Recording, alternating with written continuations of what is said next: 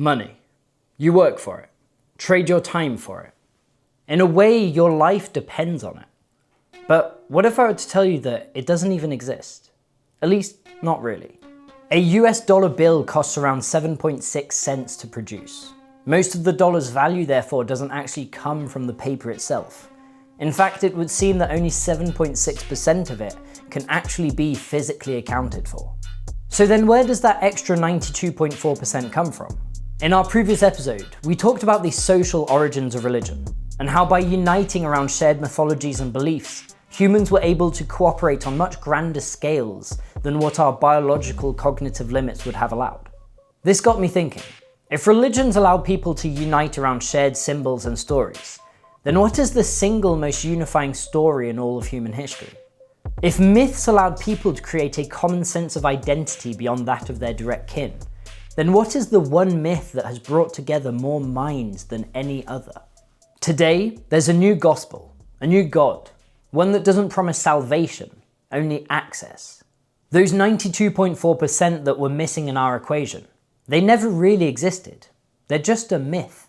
Almost all of the value a dollar holds comes from our collective belief in it as a shared symbol, not from any intrinsic value of the bill itself. Myths are not lies. They're stories that we collectively choose to live by. And money, especially the dollar, has quite possibly been the single most successful myth in all of human history.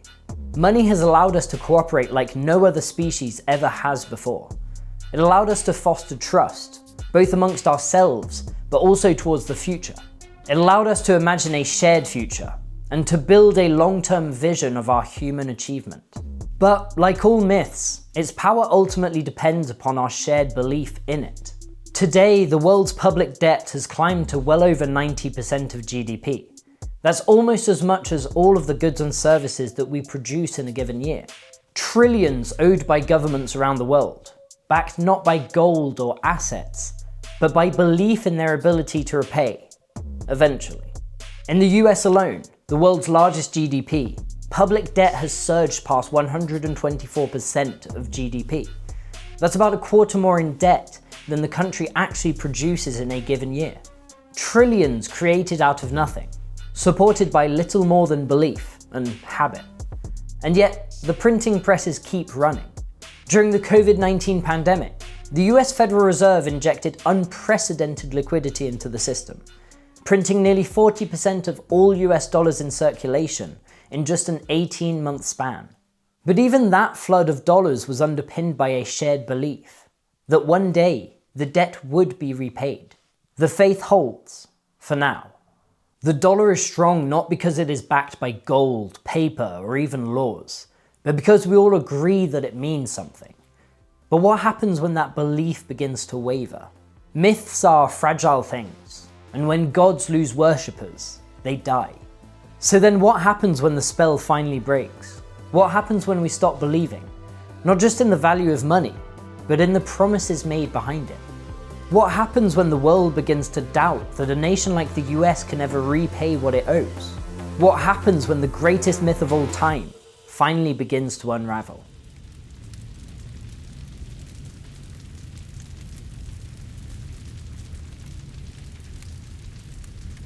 There is this common misconception that money evolved as a means to replace an old barter system. Before money, people simply exchanged goods and services directly. You gave me a haircut and I'd give you a sack of grain. Apples to oranges, really. But the only problem with this idea is that barter system, it never really existed. Let's say that your family needs milk and mine needs grain. You haven't harvested your crop yet, so we strike a deal. I'll give you a gallon of milk each day, and when harvest season comes, you set aside a dozen sacks of grain for me and my family. Seems reasonable, right? But here's the twist. This isn't barter, it's credit. A promise made today, based on the trust that you'll repay it tomorrow. And that, more so than anything else, is where money truly begins. Let's play this one out. Let's say that when it comes time to pay, you tell me, you know what, I'm not going to do that anymore. So what happens next? Well, we've got ourselves a good old family feud. Maybe I go find your little brother and break his arm. Then you start gathering your cousins, and I start gathering mine, and before long we're all meeting in a field for an all-out brawl. One thing leads to another, a few people die on either side, and I still don't have any grain. What could have been a mutually beneficial relationship never fully materializes, all because of a lack of trust. And next year, when it comes time to trade again, my family just won't do it with yours anymore. So then how do you stop this kind of thing from spiraling out of control? How do you keep one broken promise from turning into a blood feud? Well, that's where things get interesting. At some point, people started putting a price on violence. Literally.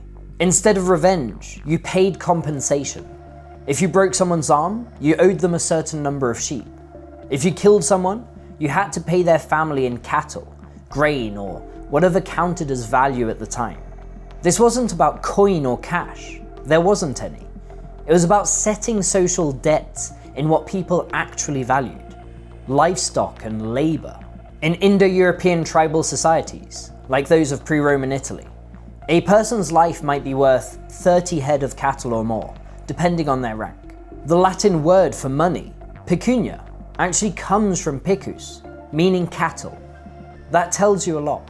Even before Rome minted its own coins, legal penalties could be settled in livestock. One bronze ingot might represent the value of an ox, but in the countryside, people just traded the ox. What we're seeing here isn't really barter, and it's not quite money yet either. It's a system of symbolic value, a price built on trust, memory, and enforcement. Weregild, literally man price, was one of the clearest examples of this in early society. It reflects how value was already abstracted and quantified, not for trade, but for resolving conflict and maintaining social order. Now, it's important to note that this maintaining of social order didn't just happen on its own.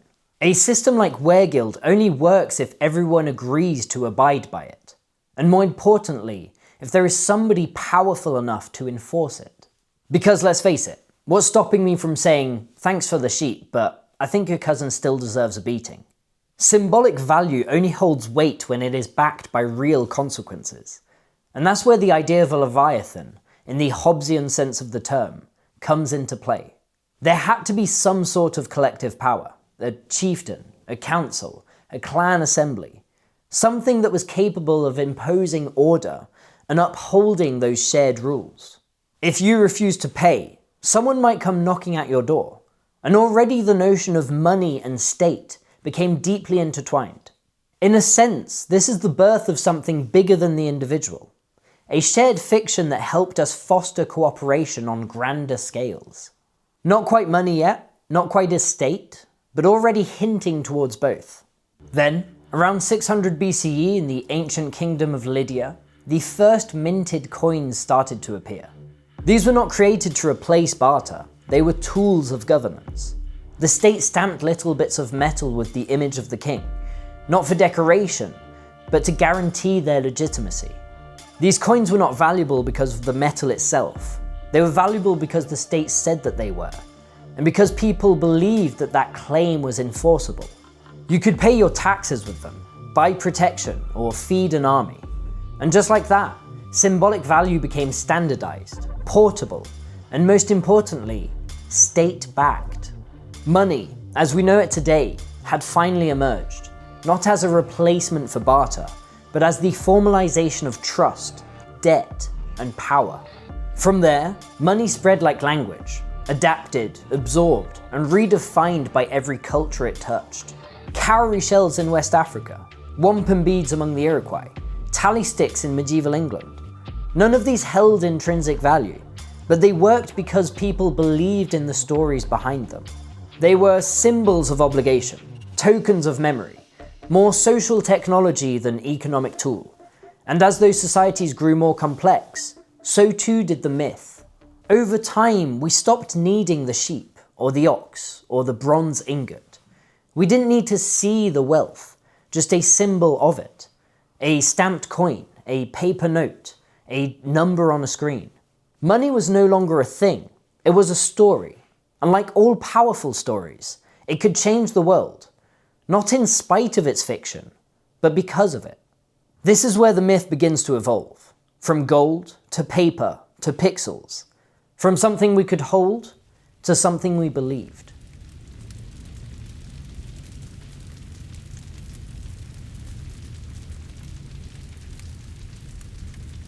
For centuries, gold was the anchor. It didn't matter if you were in China, Rome, or Renaissance Venice. Gold meant value. Its weight, its scarcity, its shine. You couldn't fake it. It was tangible proof of wealth. Trust that you could touch. But even this trust was only partly symbolic. People rarely carried sacks of gold to the market.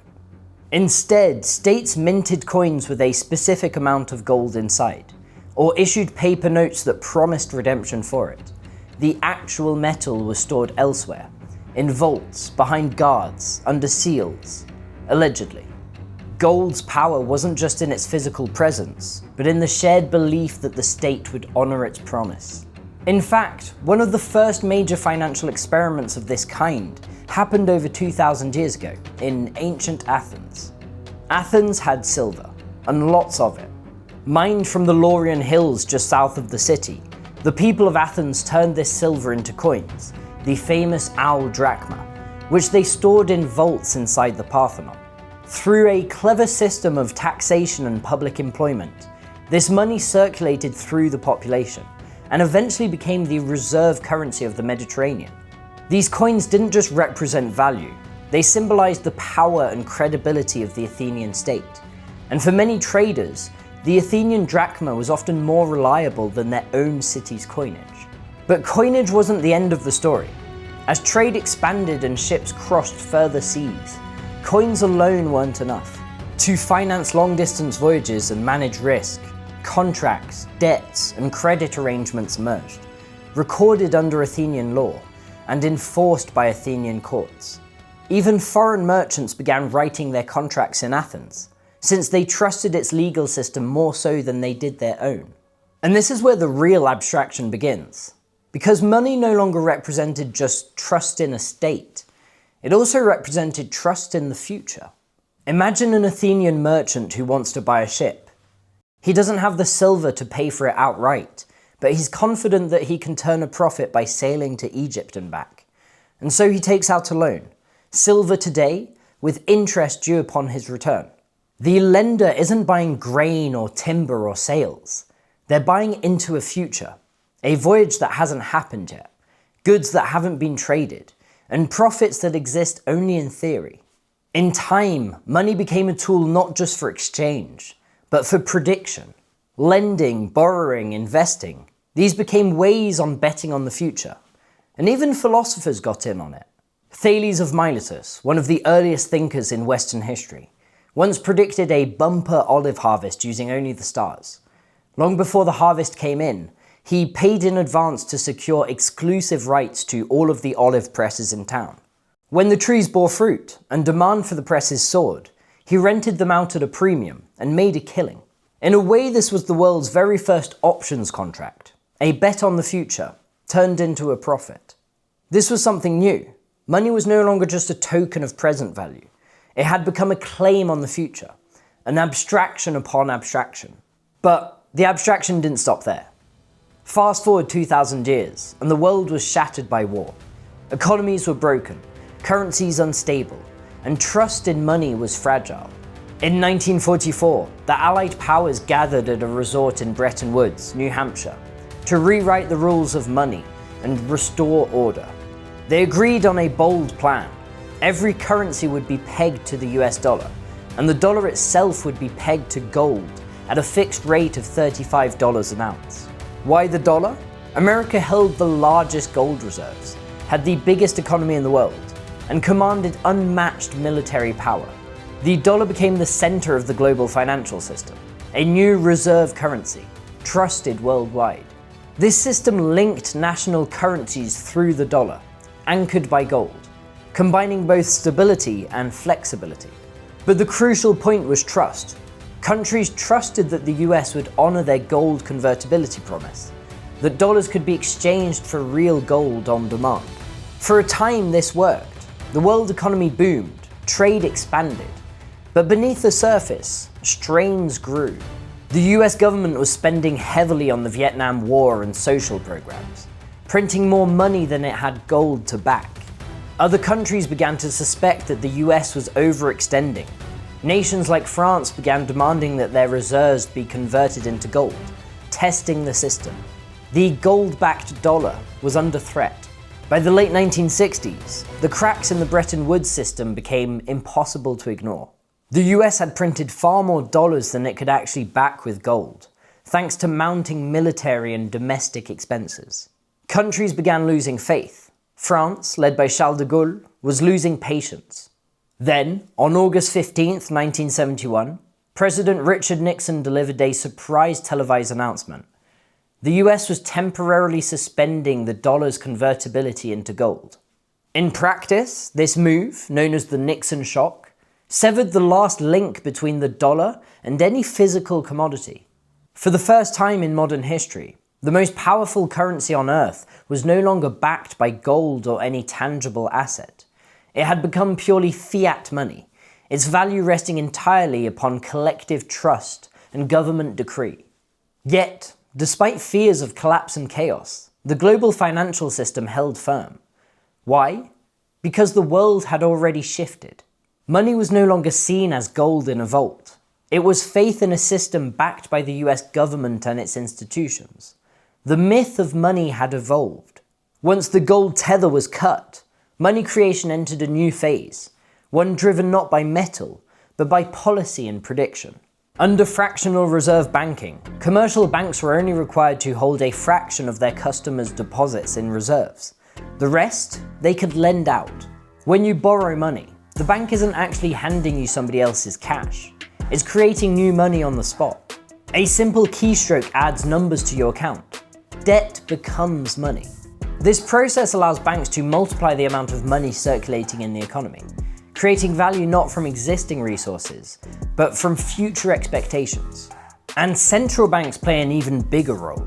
To control inflation, stimulate growth, and rescue markets, institutions like the Federal Reserve and the European Central Bank have a toolkit of modern magic, setting interest rates to influence borrowing and spending, open market operations to buy or sell government bonds, and in extreme cases, quantitative easing, injecting money directly into the financial system by purchasing assets with newly created funds.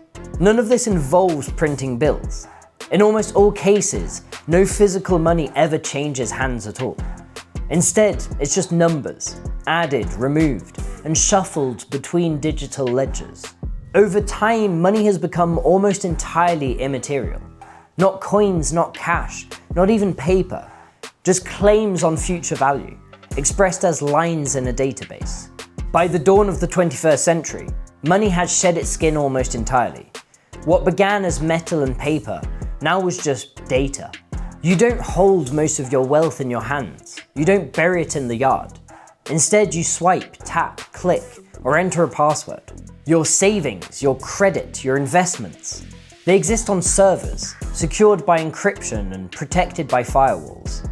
We rarely ever see money, but we behave as if it's there. We check our balances as if they were actual piles of treasure. We chase digits like they can feed us. But they're just that, digits. Numbers floating through fiber optic cables, traded, leveraged, re-leveraged, bundled into exotic derivatives, collateral debt obligations, and algorithmic trades happening in milliseconds. And the higher up you go, the less tangible it becomes. Wall Street deals in billions that no one ever sees. Hedge funds make bets with money that doesn't even exist yet. Governments borrow from tomorrow in order to pay for today and call it stimulus. And yet, it works, because everyone plays along, because now the myth has become the status quo. A glitch in the system, a moment of panic, a sudden crisis, and the trust that underpins everything can vanish in an instant. In 2008, that trust was tested. Banks collapsed, markets froze, and for a very brief moment, the world found itself staring into the abyss. But then, the government stepped in, injecting trillions, bailing out the system, and telling us to just keep believing. Too big to fail, too big to doubt. The myth held, for now. But doubt had already taken root, because the crisis hadn't just revealed a fragility in the system, It had offered us a glimpse behind the curtain. What is this money really worth? And who gets to decide? Our story began with trust. Trust in each other. Trust in the state. Trust in the symbols that we all shared together. And of all of these symbols, one alone seemed to stand where all others would have faltered. Not because it was more tangible, not because it was fairer, but because it had become the story. The dollar, not just a currency, a global belief system. The final myth that we all agreed to live by.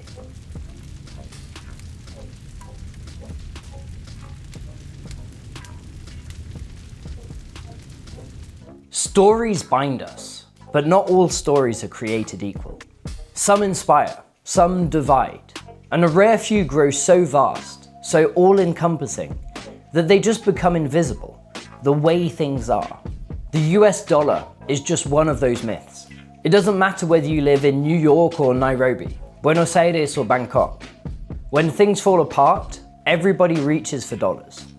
When currencies collapse, when crisis looms, the world still puts faith in that green piece of paper.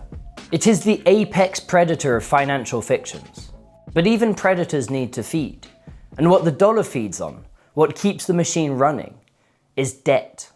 The US doesn't just print the world's reserve currency, it also prints the world's most trusted IOUs.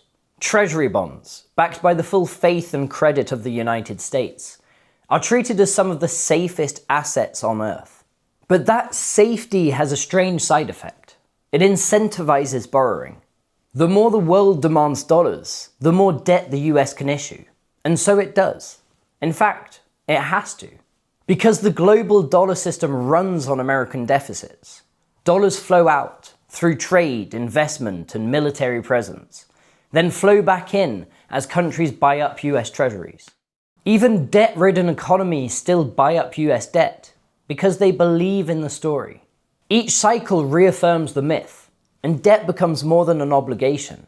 It becomes infrastructure.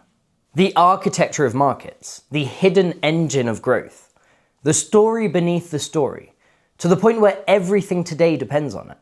Because it didn't just stop at the federal level. Once faith in US treasuries was established, the private sector began writing fictions of its own, on top of the public ones.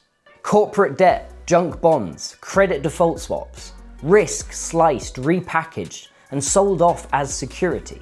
Then came leverage, firms borrowing money not to build, but to buy. Private equity turned debt into a weapon. Buy a company with borrowed money, shift the debt onto the company, slash costs, sell off assets, raise prices, extract value now, and leave whatever's left behind. And it worked. For the investors at least, returns were spectacular. But for the consumers, for the workers, for the companies themselves even, the system just bled them dry. Because the problem with this hyper-financialization is that it rewards short-term profit over long-term stability. And so, over time, investments become riskier, more speculative, and less tied to actual productivity. The economy wasn't just running on debt anymore. It was being gutted by it. Following the government bailouts and injected liquidities, all that newly borrowed money needed somewhere to go, and so it flooded into assets. Stocks, bonds, art, real estate, crypto, anything that could be bought up and then sold off for more. Markets soared, not because the businesses themselves were stronger, but because belief in the future somehow was. Buy now, sell later, rinse and repeat. It wasn't fundamentals anymore, it was faith. Faith that interest rates would stay low, faith that the Fed would step in, faith that the music would never stop. But when markets detach from reality, value becomes a hall of mirrors. Buybacks replace innovation, speculation replaces production, and risk is ignored until it isn't. And when belief breaks, it doesn't just break the price, it breaks trust. That's what made 2008 so terrifying. Not just the bankruptcies, but the realization that nobody really understood what the system was doing. Debt had been bundled, flipped, bet against, and sold as gold. It was fiction on top of fiction, leverage on top of leverage. And when it cracked, it wasn't just money that was disappearing, it was meaning. If the institutions could lie, if the leaders that were trusted to steer the system were caught sleeping at the wheel, then maybe the danger wasn't in the markets. Maybe the danger was in the myth of America itself. Because what had made the dollar so powerful wasn't just the paper or the promise. It was the belief that the United States was different. That it was competent, principled. That it would do the right thing when people were wronged. But when the crash came and justice never did, something shifted. People watched the architects of disaster walk free, bailed out by the very nation that they almost sank, and they asked, is this the country that we believed in? The bailout saved the system, but at a cost far deeper than money. They shook the foundation of trust, not just in markets, but in America's moral center. And once that trust is shaken, it doesn't just snap all at once. It erodes. From the cracks in our myth came a new kind of question. Radical, almost heretical even. What if money didn't need governments at all? No banks, no central authority, just code, math, and consensus. In January of 2009, a pseudonymous programmer by the name of Satoshi Nakamoto launched a strange new experiment, Bitcoin. This cryptocurrency's first entry to the blockchain, its Genesis block, contained a hidden message. Chancellor on brink of second bailout for banks. This was a provocation, a statement of rebellion, a new myth forged in defiance of the old. Bitcoin didn't promise gold. Instead, it promised scarcity by algorithm. No printing presses, no bailouts, no boardrooms or ministers or central banks. Just a distributed network agreeing on a shared fiction, secured by math, verified by machine, and immune to the whims of human power. Of course, this too was a story, only a different one. A myth not of emperors and vaults, but of protocols and private keys. And like all myths, it still required belief. Belief that math was more trustworthy than men. Belief that a decentralized codebase could do what centuries of sovereign authority once did. Belief that we could build a new kind of trust, not centered around states, but around systems. It was utopian, volatile, disruptive, but it planted a seed. The idea that money didn't have to flow through banks or governments anymore. That maybe the trust could live elsewhere. But trust doesn't just live in code. Because while Bitcoin offered an escape from corrupted institutions, it also stripped away the very thing that made money indispensable to begin with. Enforceability. Money has never just been a medium of exchange. It was, first and foremost, a system of accountability. In ancient law codes, debts weren't suggestions. They were obligations backed by real consequence. Somebody owed you silver, the court made them pay. Somebody wronged you, money would settle the blood price. In the end, money only functions when there is someone to make you pay what you owe. Bitcoin changed the game. It offered rules without rulers, mathematical trust without institutional trust. But in doing so, it lost the very teeth that historically made money meaningful. No courts, no restitution, no sovereignty to enforce the terms. It was a myth, yes, a powerful one. But the reigning myth today, the US dollar, is not just secured by belief in a protocol, it's backed by something much, much heavier, the military-industrial financial complex. Aircraft carriers, trade deals, central banks, sanctions, the full force of a global empire, all dressed in green. That's what gives the dollar its staying power. Not just liquidity or tradition or habit, but enforcement. The kind of muscle that Bitcoin, by design, rejects. Because a currency without sovereignty is like a story without a sword. And stories, however mighty they may be, cannot enforce themselves. So here we are, a planet wired together by belief in a currency that most of us will never print, never control, and never truly understand. The US dollar remains the spine of global finance, not because it's flawless, but because every alternative is either too weak, too idealistic, or too new.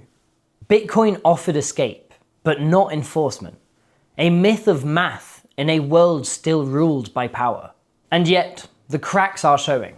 Debt is ballooning, trust is thinning, and behind the curtain, the machinery groans. Because myths don't die in fire.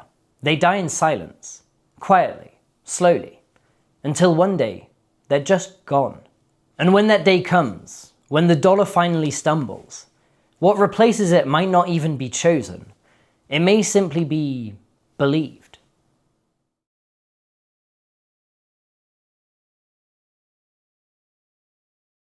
Every myth has a breaking point.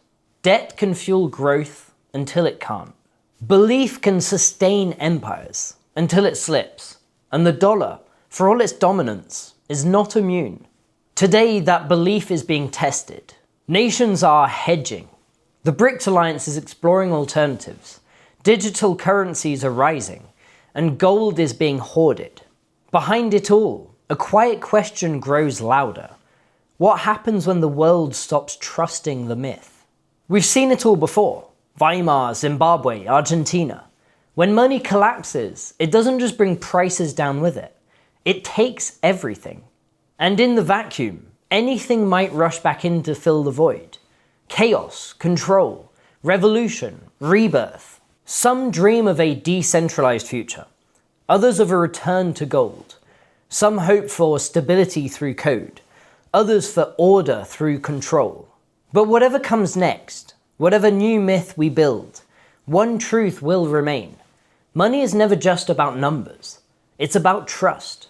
And trust is something that needs to be earned. If the myth fails, we don't just lose currency, we lose coherence. We lose belief in each other. We lose cooperation. And if we are to maintain this incredible social cohesion that money has allowed us to foster, then we'll need to find some new story to help bind us all together again. Hey, if you're new to the channel, well, first of all, welcome. But I also just wanted to let you know that money isn't actually my usual topic of interest. This isn't a channel about economics or finance. I write essays about whatever subject I'm most interested in at the time, and most of the time that tends to revolve around philosophy and science. Next episode, for example, unless I end up on yet another tangent after this one, should be on the evolutionary history of consciousness. Not what is consciousness, but why it is. If that sounds like it might be your kind of thing, consider subscribing. I have a whole backlog of ideas that I'm still itching to explore, so if this kind of curious rambling is your type of thing, then stick around. Alright, that's enough for today. I've been your host Thibaut, and I will see you in the next one. Peace!